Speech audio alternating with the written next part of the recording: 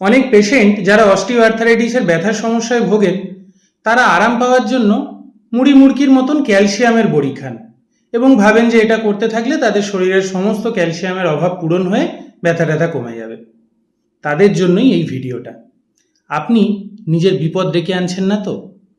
সর্বপ্রথম বলি, আমাদের শরীরে কতটা ক্যালসিয়াম শোষিত হবে সেটা নির্ভর করে কিন্তু ভিটামিন ডি এর মাত্রার উপরে।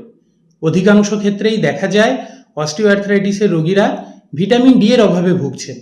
তাই পর্যাপ্ত পরিমাণ ভিটামিন ডি এর অভাব পূরণ না করে শুধুমাত্র ক্যালসিয়াম নিতে থাকা একটা বোকামি।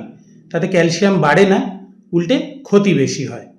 2 নম্বর, যদি শরীরে ক্যালসিয়াম শোষিত হতেও থাকে, ক্যালসিয়াম ডিপোজিশন কিন্তু ঠিক জায়গায় হবে এমন কোনো মানে নেই।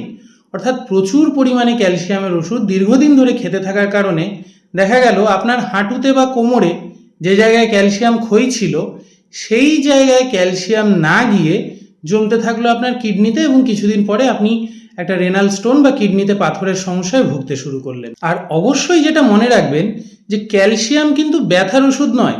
অস্টিওআর্থ্রাইটিস মানে শুধু আপনার ক্যালসিয়াম ক্ষয়ে গেছে তা নয়, তার সাথে সাথে তরুণাস্থি অর্থাৎ কার্টিলেজগুলোও ক্ষয়ে গেছে। ক্যালসিয়ামের বড়ি খেয়ে সেগুলোর অভাব পূরণ হবে না।